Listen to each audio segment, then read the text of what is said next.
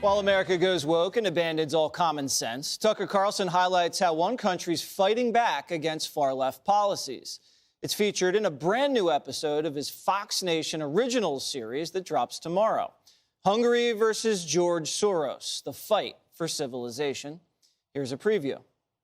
In the United States, he has installed radical prosecutors who refuse to enforce the law.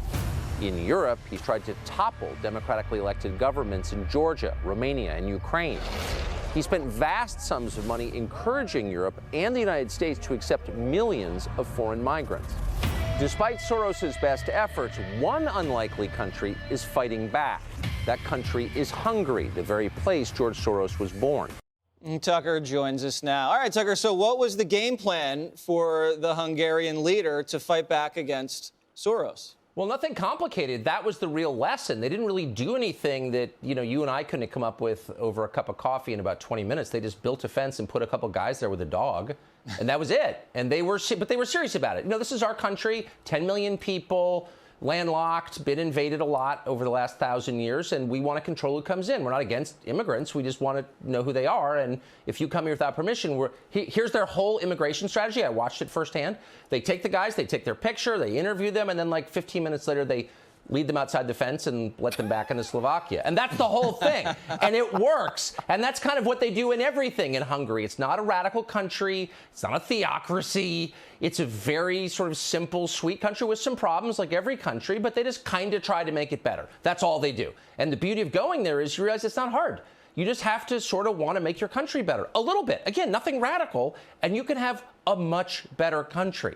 Oh, all right. We'll take it around the table. That sounds like a nice idea. Judge Janine. Hey, Tucker, what are they doing about Soros? Have they tried to remove him or prosecute him or do any of the things that he would do to us if he could?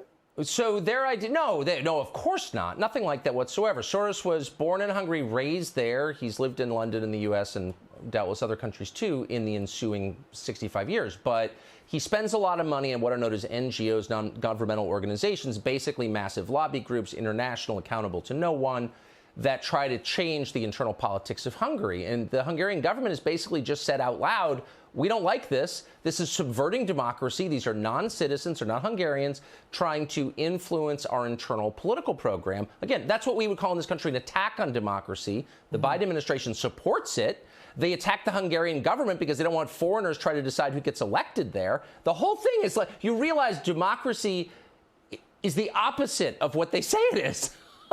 Their view of democracy is one billionaire gets to run your country. That's not my view of democracy. I don't think it's most people's. Geraldo Rivera. Erica, hi, Tucker. Erica and I visited Budapest the summer of 2020. They were looking forward to the elections coming up in April. Viktor Orban, the president, very controversial there. He's thought of as authoritarian. Also on the ballot is the fact that in Hungary they're not allowed to teach LGBTQ, facts of life until a kid is 18 or over. Do you want America to be more like Hungary? Is that why you did this? Well, I don't know if I'd say it's authoritarian. I mean, they didn't lock up hundreds of people without trial in solitary confinement for staging a political protest or trespassing. We did do that and are still doing it. Nothing like that, as far as I know, is happening in Hungary. There are no political prisoners.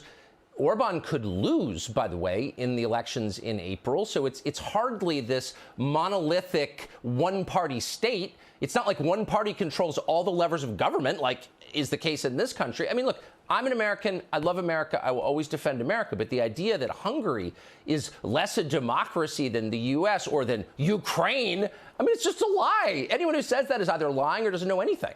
GG. So I'm going to ask a super naive question because that's what I do.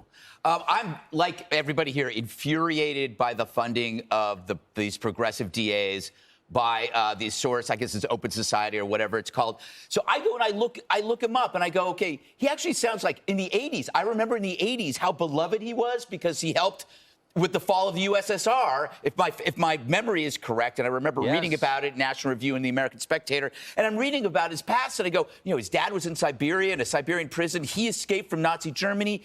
He helped with the fall of USSR. Is he aware that his money is being used to destroy America? Is this just something where he's not paying attention to it because he's in his 90s? I told you it was a naive question. Well, I wouldn't just say America. I would say the West. Western civilization is his target. And I know a lot of people who know Soros personally, and some people who've done business with him. Every single person knows him, says this is one of the smartest, most interesting people in the world. And I believe that, and I'm impressed by it. But his program for the past 15 years at least has been to make the societies he focuses on more dangerous, dirtier, less democratic, more disorganized, more at war with themselves, less cohesive. In other words, it's a program of destruction aimed at the West. Now, I don't know what his motive is. I'm certainly not going to guess. People are complicated. He clearly is. But that's what that program is. So let's not pretend it's a political program. It's not. Increasing the number of murders in a country, what is that? It's an attack on the country. And that's what he's doing. Dana? Is that well, I'm curious, does he have that kind of effect, or does he put that kind of money into Hungary as well? Well, he certainly tried. Yeah, he's put a lot of money into Hungary through these non-governmental organizations. And let's just be clear. If George Soros walked around Budapest, which he does, I think, every year, he would be better treated than I am in Midtown Manhattan. So this is a country that tolerates dissent in a way that the United States doesn't. I mean, I talked to people who were opposed to the Orban government. You know, they were eating outside in restaurants. Again, there are people sitting on your set right now who can't do that in New York because someone would spit on them. So, like, the caricature, it's not my job to defend Hungary, only to learn from it as an American and try and hold up the lessons for us to emulate. But the idea that this is a police state or some theocracy or even like a right-wing country, that's like ridiculous. Ask anybody who spends time, a lot of the movie business is now working out of Budapest because of tax breaks. Ask any of those guys, Also, they breed really great dogs. Ah, there you go. Vizsla, the national dog. Yeah. Heard of him? I have. Our very own Percy. Our very own Percy. All right, Tucker, thank you so much. Thank our very own Tucker.